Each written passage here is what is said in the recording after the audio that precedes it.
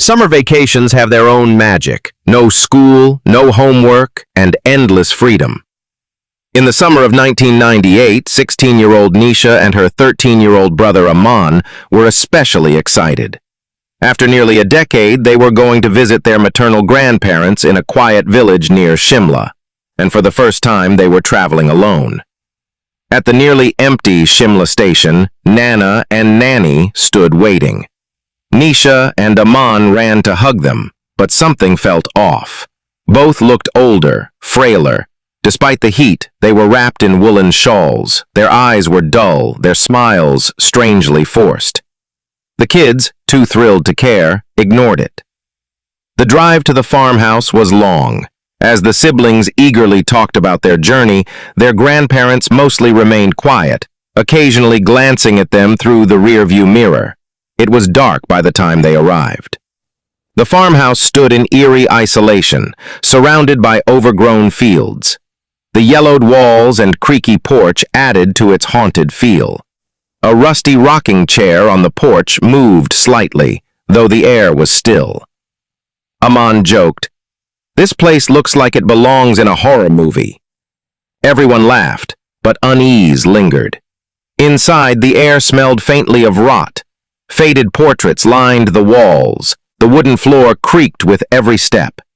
Nani blamed the smell on cow dung from the nearby fields and headed to the kitchen. Nana led them to their room. It was spacious, with a window that opened to tall grass and pitch darkness. At dinner, the grandparents didn't eat, only smiled and kept saying how happy they were. The children assumed they were just overjoyed. Before leaving their room, Nana gave an odd warning. "You may hear animals. Don't be scared. But whatever happens, do not step outside at night." The first night passed quietly. Over the next 2 days, a routine settled in. The grandparents woke them up each morning and left for the fields, returning only at night. There was no working landline and no mobile signal either. Nisha spent her time sketching the nearby forest. Aman listened to music or sat on the rusty swing behind the house. But strange things began happening. Their grandparents still never ate. One day, Aman noticed the fridge slightly open. Inside was a steel pot with thick, dark red liquid. When he asked Nani, she laughed hysterically and called it an old family recipe. From then on, she laughed randomly and eerily.